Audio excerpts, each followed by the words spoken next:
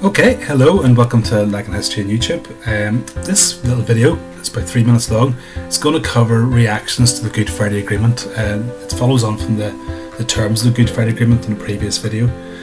What we're going to do is look at how Nationalists and Unionists reacted to this landmark agreement in 1998.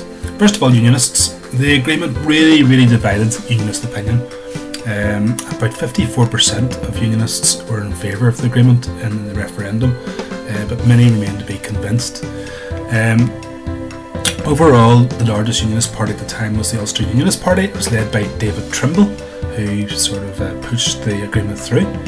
However, it really split his party.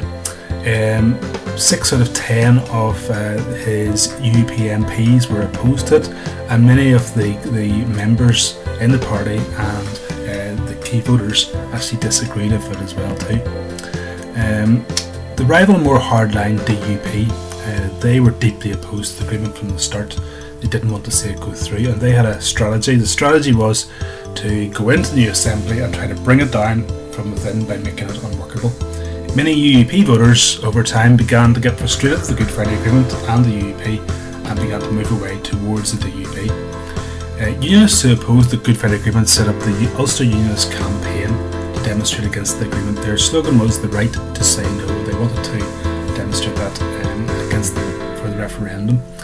So why were many Unionists unhappy or angry about this? Well, many of them felt that they had given all the concessions and they got little in return for it. The RUC, the police force, had been reformed despite the sacrifice of so many members and the Troubles. Prisoners were released to often get heroes' welcomes. This really angered victims especially. And decommission of weapons didn't happen after the agreement. They really felt that IRA was going to decommission its weapons. It didn't happen.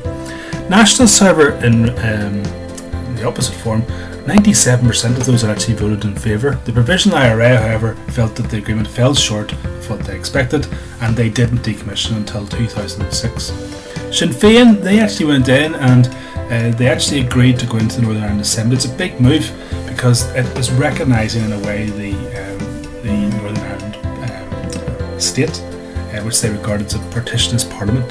They, however, did have lots of reservations about the PSNI and the policing and justice system, and it took until 2006 to agree to that too. There were 2 referenda, one in the north, in Northern Ireland, which actually had 71% voted in favour, and the other in the Republic, which saw 96% or 94%, sorry, of people in the Republic who actually agreed with the Good Friday Agreement and the changes in the Constitution. Thank you for listening. You can find out more on laganhistory.com. Best of luck.